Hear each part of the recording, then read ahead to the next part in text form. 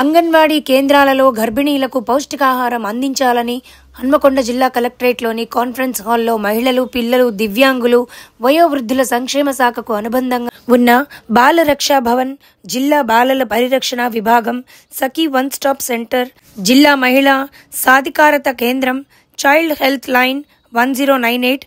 Parakala, Bheemadevarapalli, Hanamkonda ICDS,